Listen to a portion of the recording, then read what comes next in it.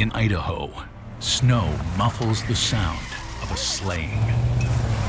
Who did this brutal thing to this beautiful young lady?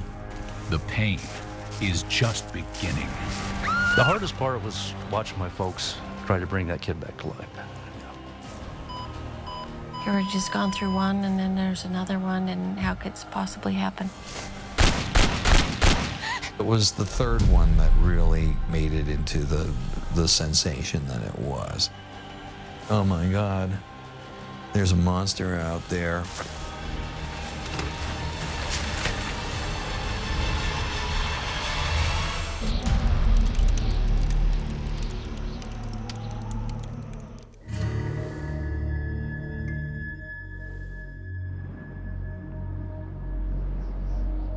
Icy rivers press the quiet town of Blackfoot, Idaho, against snow-covered mountains. A winter here can get really, really brutal. It's generally a miserable time of year with the roads covered with ice, the ground is covered with snow. You want to stay indoors as much as you can. In one of Blackfoot's convenience stores, 21-year-old newlywed Stacy Larson stays warm working the night shift. She just loved to work, and she was great with the customers, and she knew who to tease and who to just give a quick smile to. She was just the girl next door, because she was just very simple. She was who she was. Stacy was a tough girl. She'd stand up for anyone. She'd stand up for her siblings. She'd stand up for a friend. She wouldn't take any guff. A kind young woman with a full life ahead of her. But one winter night, evil comes her way. February 28th, 1987, just after midnight, a group of Stacy's friends heads to the store. We decided, me and two of my friends, that we were going to rent some movies and hang out. And the pickup basically comes straight at me. Oh my God! Hey, watch out!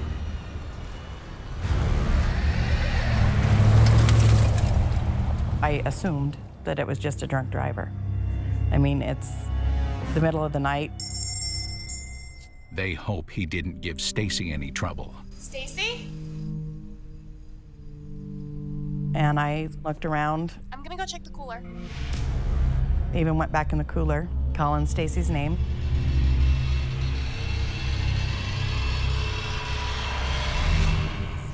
I didn't see her back there. So she couldn't have gotten far. I could see her purse sitting there. This is weird. She wouldn't walk out on a shift, and she definitely wouldn't have left her stuff here. Stacy's nowhere inside. And then at that point is when we said we need to call the police.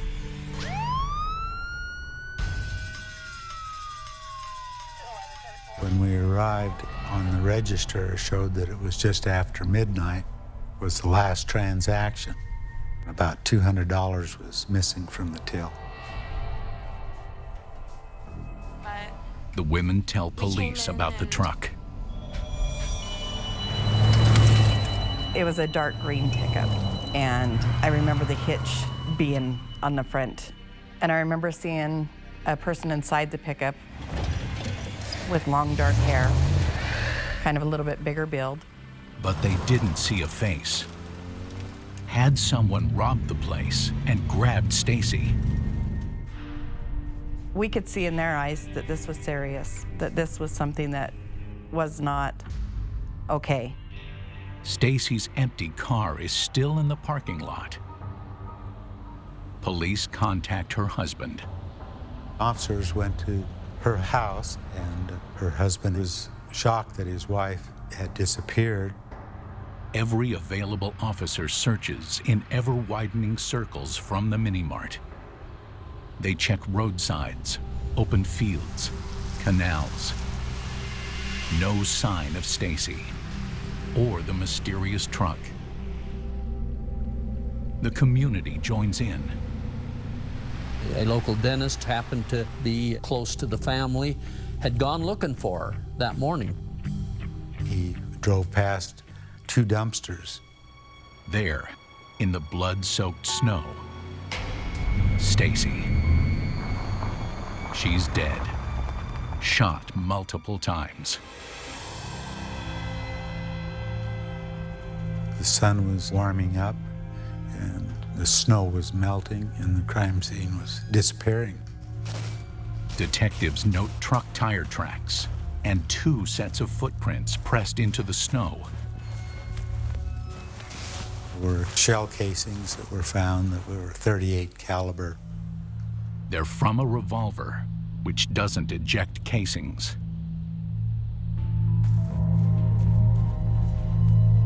There's more. There was a hair. There was an 18-inch long hair on her sweater. The hair had a little curve in it. It doesn't match Stacy's. Could it be the killer's? Detectives also note what they don't find. Her watch was missing. Many criminals take souvenirs so they can remember what happened. Blackfoot police believe an assault started in the truck. Stacy would fight before she would let somebody sexually take liberties with her. She was of that nature, so she would not give in voluntarily.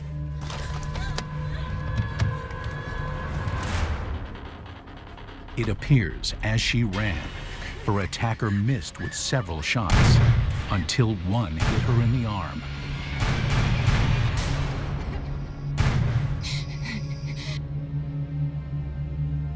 The killer dumped the casings while reloading.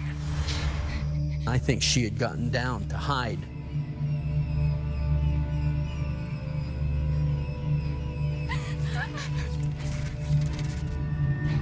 I think that he went up and shot her from close range.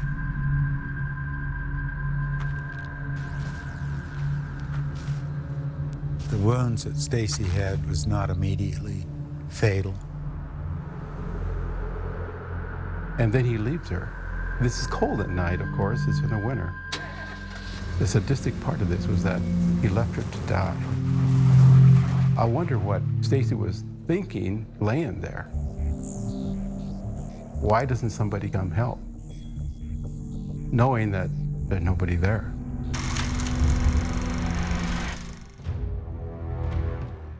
There's the mystery of who did this.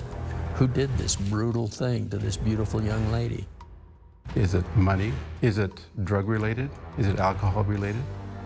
Or is it sexual related? I was just wondering how, who. I had no idea. I couldn't think of a soul that would have done that. And I thought, how could they have gotten away with it? She's so tough. She would have fought like no other. Just no way that could have happened. Detectives developed their first good suspect when another clerk at Stacy's store tells them about a frequent customer, Eric Whitney. How are you? Oh, pretty good now that I've seen you today. Well, that's good. We're glad to see you. He would go in, and she was friendly to him. And he was the kind of person that didn't communicate very well with women. Can I help you with anything? Yeah, actually, I was wondering if you'd like to go out with me sometime. Oh, I'm married. What your husband don't know won't hurt him. No, I'm sorry, no, that actually won't. He was a person that had a hot temper, that was physically capable of being violent. Police track him down. When we talked to him, he had scratches on his face, and they almost looked like fingernail scratches. We were looking at a victim that would have fought back. They ask Whitney if he has any theories about Stacy's murder. It's a tactic that sometimes gets ego-driven killers to give themselves up. And some of the things that he said was pretty close to what really happened. Had Whitney slipped in from the Idaho cold, grabbed an innocent young woman, and murdered her just because he could? That makes him very dangerous. That means he's killing just for the pleasure of killing. On the edge of Idaho's Snake River in the chilling winter air, Blackfoot police investigate the merciless slaying of 21-year-old store clerk Stacy Larson.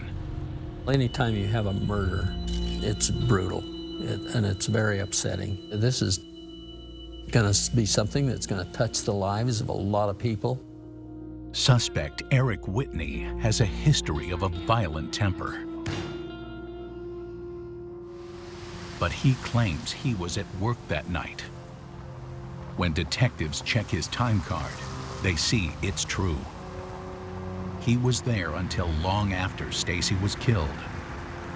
Eric Whitney didn't do it. So, who did? Investigators have no witnesses, no leads on the truck. We were looking for a bad person. He's a very bad person. We always had the feeling that this person would probably do it again. 16 days later, and 30 miles north in Idaho Falls,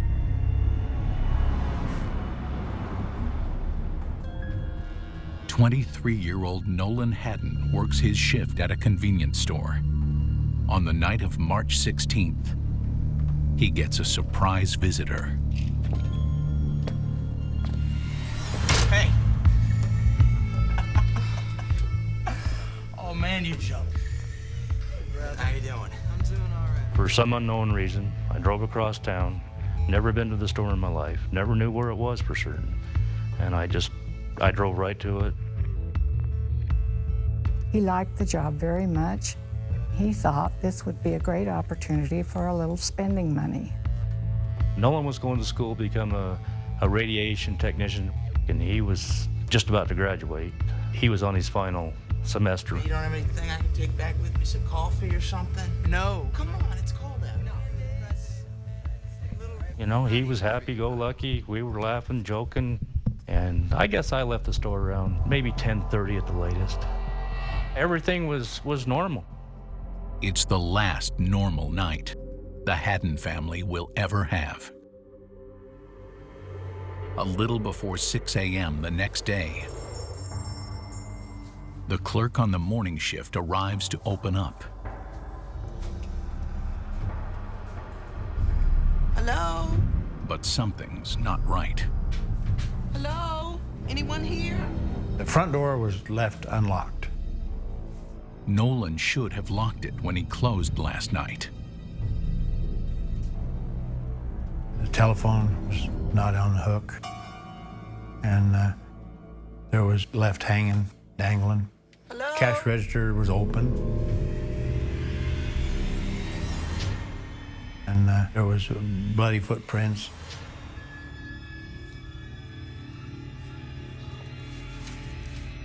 And so she called her boss from inside the store, and then he came over. It's Nolan in a pool of blood. He has a pulse. Hurry up, call 911. Hurry up. He was suffering from loss of blood and hypothermia. The owner tried to help with preventing more blood from being lost and called 911, did everything that he could trying to save Nolan. There was still some life there, and so they get him to the hospital as fast as they can. ER doctors see Nolan has been shot several times. While the doctors do their work, Idaho Falls detectives do theirs. I just began working my way from the outside in to find clues, and I lifted 149 fingerprints out of there. Not a lot for a busy store, but a challenging number to ID. They photographed the bloody prints, likely from boots. The owner had told us that missing was around $116 out of the cash register and numerous cigarettes and numerous lighters. That was about all they could determine that was taken at that time. Not taken. More than $1,900. The attacker shot him for the thrill of it. The money was still in the safe, and the safe was open, wasn't locked. In the cooler, there was 5 bullets shot in there. We were able to recover some of the slugs that missed the victim. They're .38 caliber. They were in pretty good shape, so we had a good look at bullets right off the bat, and it was a federal lead hull-based bullet. Nearby, curious clues. Partially burned paper bags and a lighter. There's no security camera, so investigators begin canvassing the area for witnesses. They also have to notify Nolan's family. We got a phone call very early in the morning that he had been shot, and he said, "This looks bad." You hear, well, he's been shot. Well, you don't know how bad or anything. I was definitely in shock. I was so confused. I knew right where the hospital was, but I couldn't find it. I don't know how to really explain. Just shock, confusion. While Nolan undergoes emergency surgery, all the family can do is wait and remember. Nolan was a very active person. He was always fun with friends, doing things, you know. He'd take off and go to West Yellowstone or fishing or hunting. He was the youngest of our 3 boys, and he was a very easy child, very friendly. It's not just family thinking about the young man. Nolan was a good employee, well-liked. I had been in there a few times as a customer, and he was always very nice. The detective's daughter was even more of a regular. Detective Shaw's daughter was a nurse at the hospital, and she came in every night about 9:30 and got an apple and, I believe, a drink. So he had him out for her. Now, Nolan is barely clinging to life. We were all hoping that Nolan would pull through and that we'd be able to catch the person that did it quickly, and Nolan be able to assist us in doing that. While doctors struggle to save Nolan, police try to piece together how it all went down.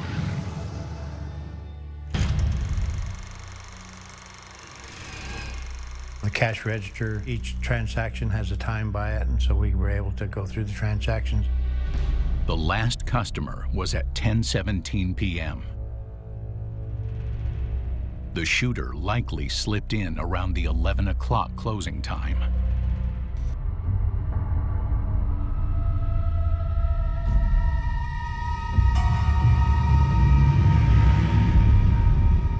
Nolan was taken into the cooler, told to kneel down, and he was shot 5 times in execution style. Probably with a .38 revolver, which doesn't eject casings. Exactly like the weapon used in Stacy Larson's slaying. Nolan didn't give up. One of the bullets had severed his spine, so he was unable to get out of the cooler. There's bags in there, grocery bags. He was able to light a fire to keep himself warm. We found out that he'd been in there almost 8 hours before he was discovered. We wanted to save life, number one, first and foremost. But as an investigator, I want to witness. And they need to know if it was the same shooter who had attacked Stacy, the shadowy man with long hair. They were both convenience stores. They were both the late shift. They were both shot with the same caliber weapon. We wanted to compare because both were a .38, and so we did send the bullets to the ballistics people at the Idaho Crime Lab, and they matched. Definitely the same shooter. There's another strange connection between Stacy and Nolan. A few days after Stacy's murder,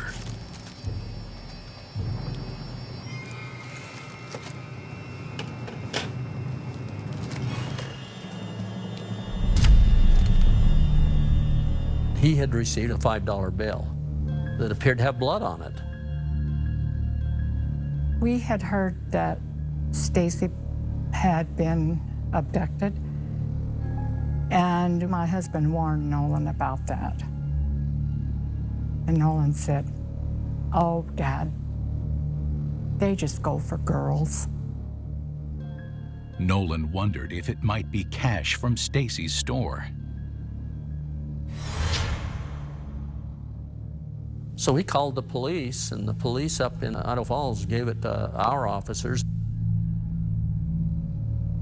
That bill was taken and examined, and it was determined it was probably bank dye that they use for bait money and bank robberies.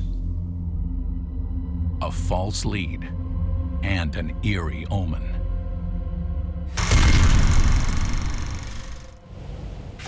Less than 2 weeks later, Nolan Haddon is also shot. Everybody becomes a suspect. Everybody you see, somebody drives by your house. Are you the one? You know, are you the one? The only people who can answer that are the shooter and Nolan Haddon, who's still struggling to survive. Idaho police hunt a predator who murdered one store clerk, Stacy Larson, in Blackfoot, and shot another, Nolan Haddon, nearly 3 weeks later in Idaho Falls. They both happened at convenience stores. They were both shot, but the second one was male, not female. And so you've got your similarities and then you've got your differences. Stacy was sexually assaulted. Why go after Nolan? There was a lady that was supposed to be working that night, and Nolan had changed shifts with her. And so I believe that the perpetrator had been staking the place out and knew that that lady would be working, but Nolan was there taking that lady's place. Perhaps when the attacker saw Nolan, he decided to shoot him for the sick pleasure of it. Now the young clerk is in intensive care. But sadly, just like Stacy Larson, Nolan Haddon doesn't make it. His actual cause of death was hypothermia and loss of blood, which we all felt really bad about, because if we could have got to him quicker, he may have survived. The doctor came and told us. I think I was sort of in shock, or I don't know that I reacted at all. My husband got up and punched a hole in the wall. I remember finding my parents, and we walked into a room where he was. He was laying there on the table, and had 5 bullet holes in him. And the hardest part was watching my folks try to bring that kid back to life. Yeah. That's always been the roughest for me. Well, you can't imagine someone taking someone's life just for a few cigarettes and a little money. It was very difficult for any of us to comprehend. I never dreamed we'd have murder in our family. I guess I expected the whole world to stop, and it didn't. It really didn't.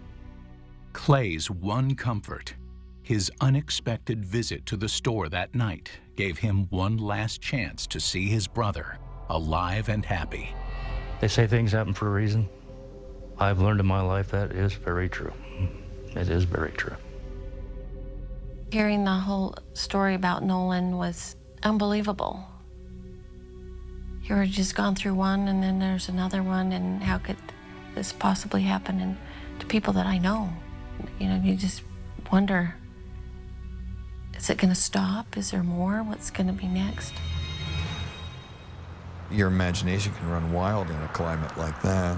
Men were like, if anybody ever tries that with me, I'm gonna shoot that son of a bitch, But women are like, oh my God, there's a monster out there. I mean, you talk about worst case and worst nightmare scenarios. We knew, all the investigators there knew, we have a serial killer going here.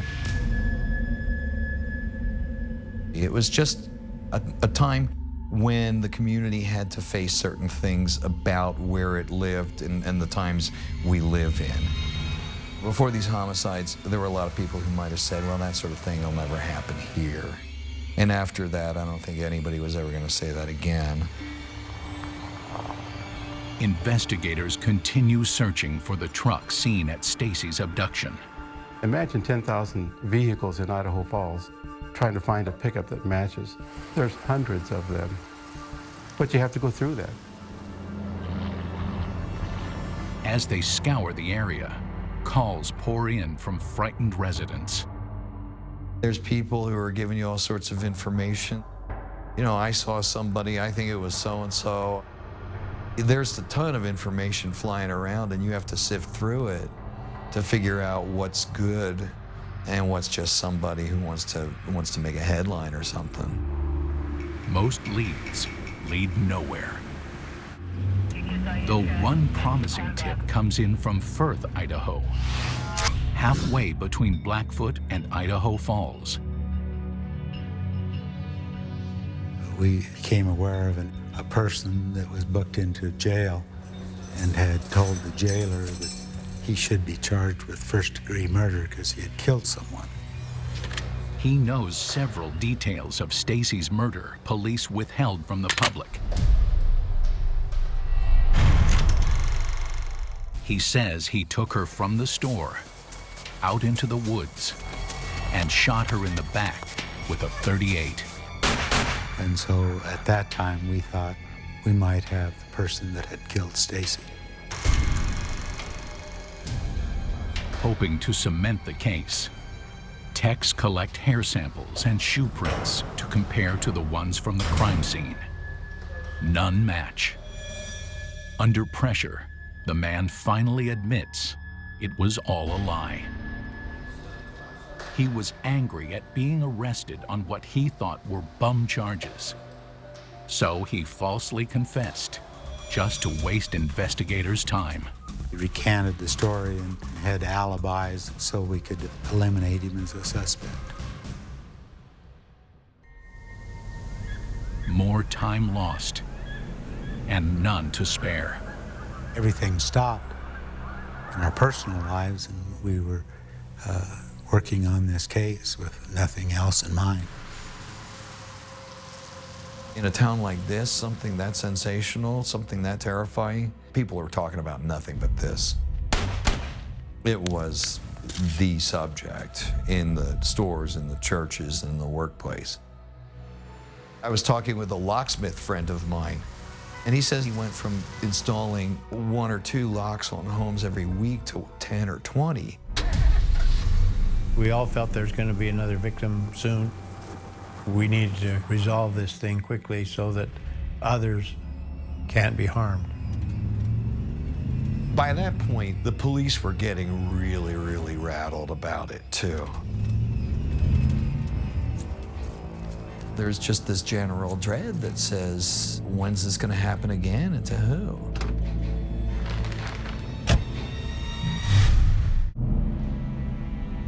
In Idaho, a shadowy gunman first kills 21-year-old store clerk Stacy Larson, then 23-year-old clerk Nolan Haddon. Investigators believe he's not done yet. Based on his behavior, he was really into the murder part of it because he didn't have to murder either one of them. So this person's going to keep murdering, we know that. Officers stake out local convenience stores and ask neighboring counties to do the same, looking for a large man with long hair.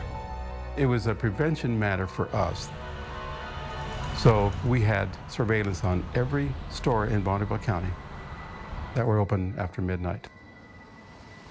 The other store clerks were all frightened. This person was still on the loose. They didn't know if he would come back or, all the fears in their mind as they worked alone. When Nolan Haddon is laid to rest, investigators discreetly videotape the attendees. They'd also taped Stacy Larson's funeral.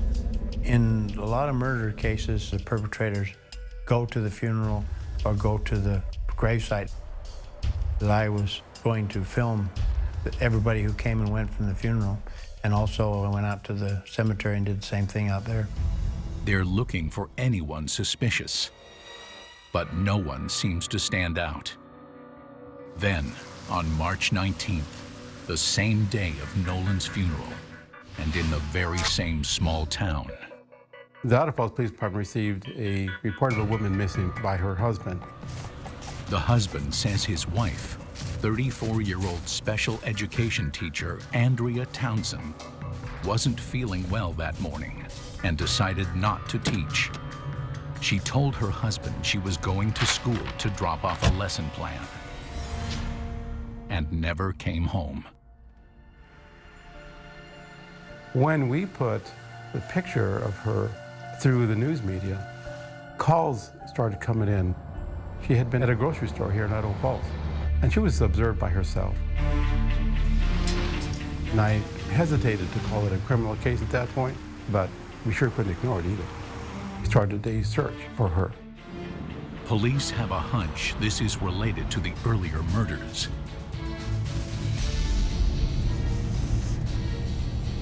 We could not ignore that she could have been kidnapped.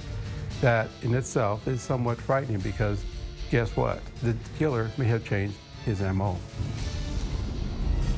Andrea does not work in a convenience store. She's a school teacher. Trying to throw us off by his behavior. That is what's frightening.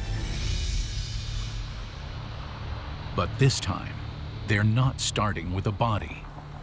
Andrea might still have a chance. Everybody knew something was up, and everybody knew there was a guy out there.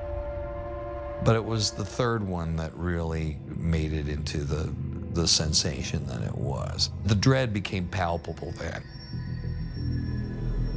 Every minute was a critical moment. When somebody is abducted, the more time that goes by, the less likely it is that that person would be released unharmed.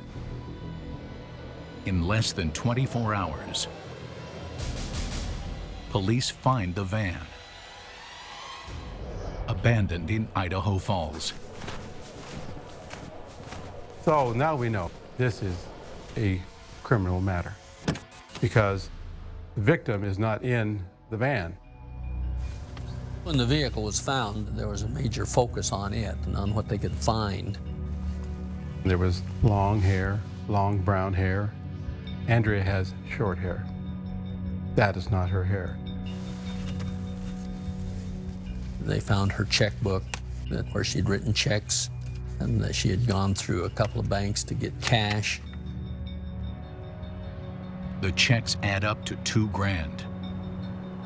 It appears Andrea's abductor forced her to write and cash them at drive-thrus. They search for anything that might help lead to Andrea. There was scrape marks on the bumper.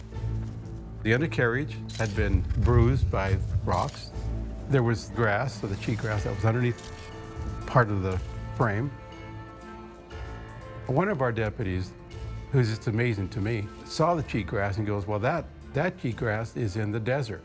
Well, we've got hundreds of miles of desert here in Idaho Falls, but not like this cheatgrass. It's usually on the west side of town. We send out deputies to the west side of Idaho Falls, Highway 20, but there's thousands of miles of cheatgrass. One of our deputies sees that there's a fence along the road. Just like somebody just drove off of the road, went through the fence. While we are searching 10 feet apart, they found a stack of papers from Andrea, papers that she corrected on her, from her students, just sitting there. At this point, then we knew that Andrea was somewhere in this area. We know Andrea is there. They hope they can save her from becoming murder victim number 3. It's an eerie feeling. We need to find her right now.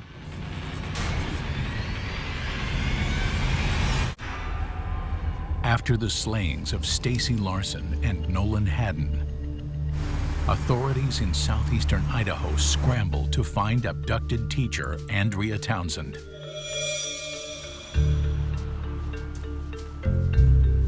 It's cold. And the sheriff said, let's stretch out and we're going to walk this field.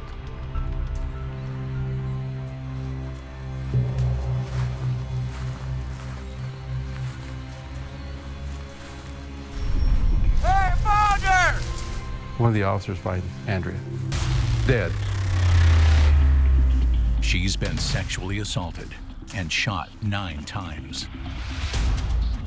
It's a story terrifyingly similar to Stacy Larson's brutal end.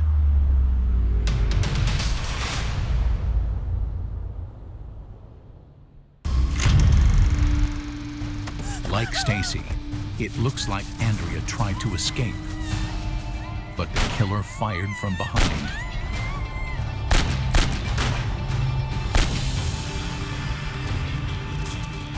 He's emptied his gun, so he had to stop and reload it.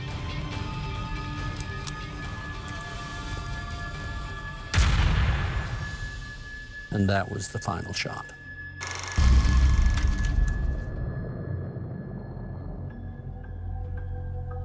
As with Stacy, the killer left an accidental calling card.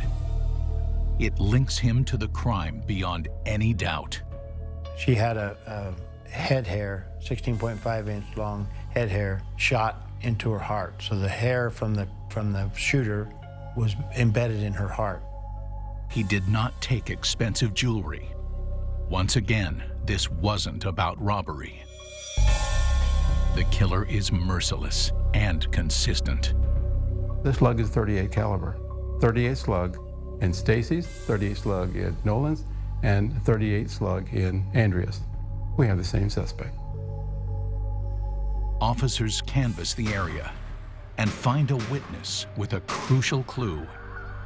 The farmhand who worked half a mile away from where Andrea was located heard 6 or 7 shots and observed this van driving eastbound on this road and saw that it was his cousin Paul.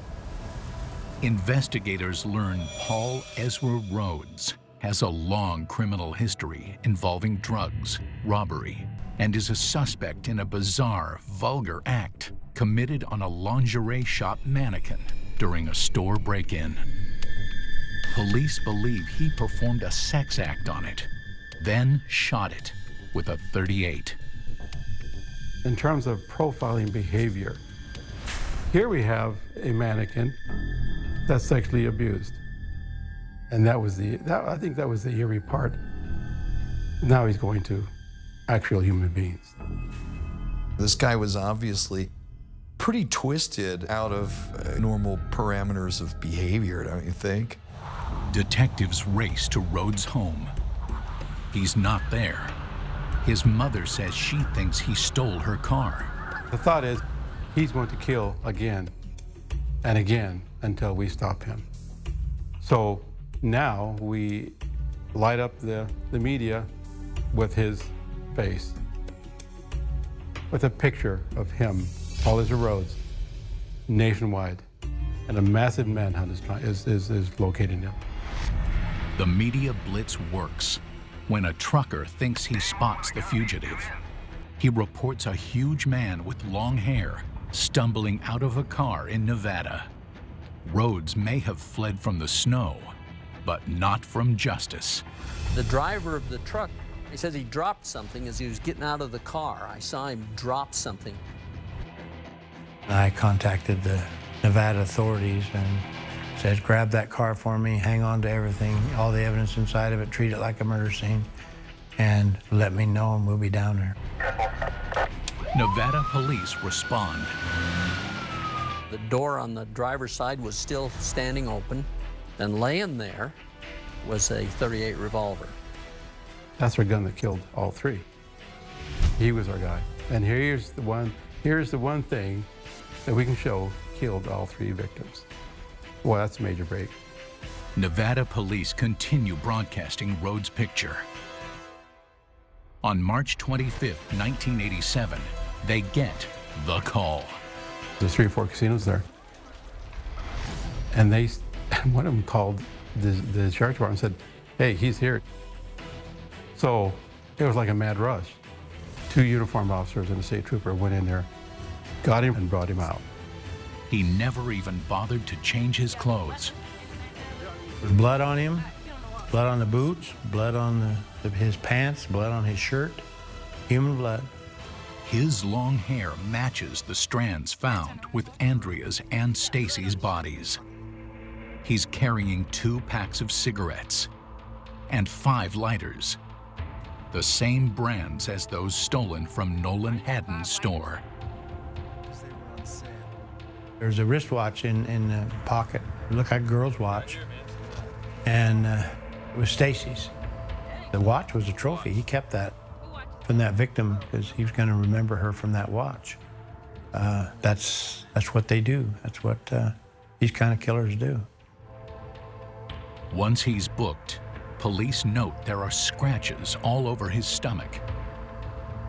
It was the ugliest tell thing that anyone had ever seen. That was scratch marks on Paul Ezra Rhodes' stomach. 6'4", 300 pounds, and he had scratch marks on his going up to down. And then a bizarre confession. Then when we got to the police station, and I told him about the murders, and I told him the ones we were at. I named them all. I named all 3 victims, and he said, "I did it."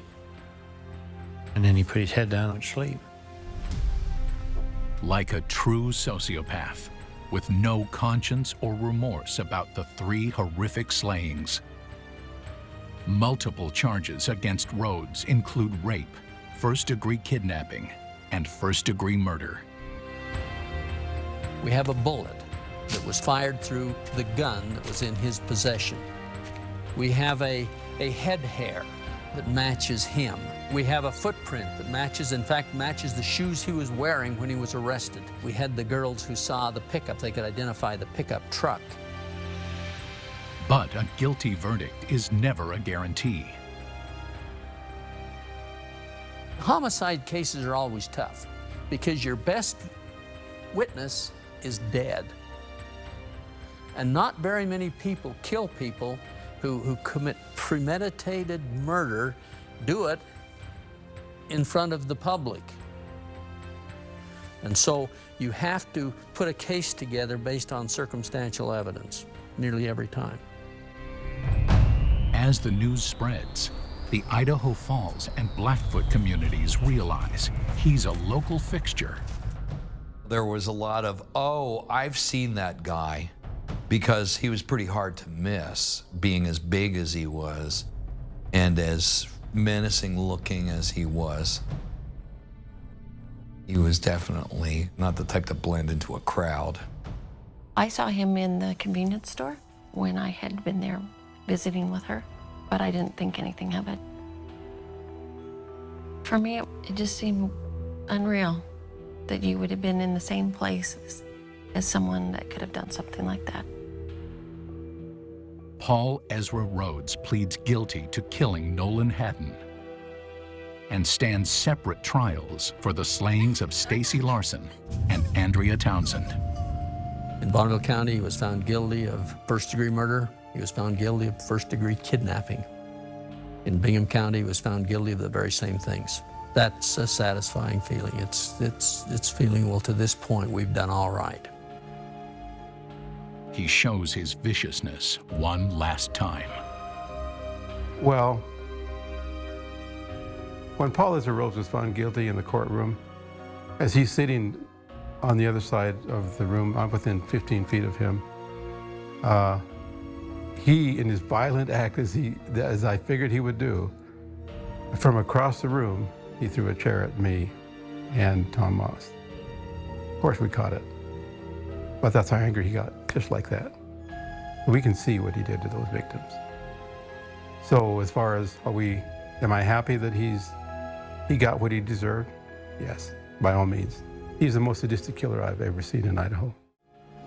He's sentenced to life for the murder of Nolan Haddon and death for the murders of Stacy Larson and Andrea Townsend.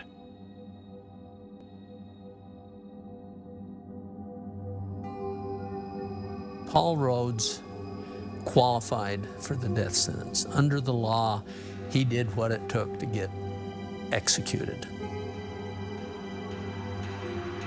That means he was a very dangerous person.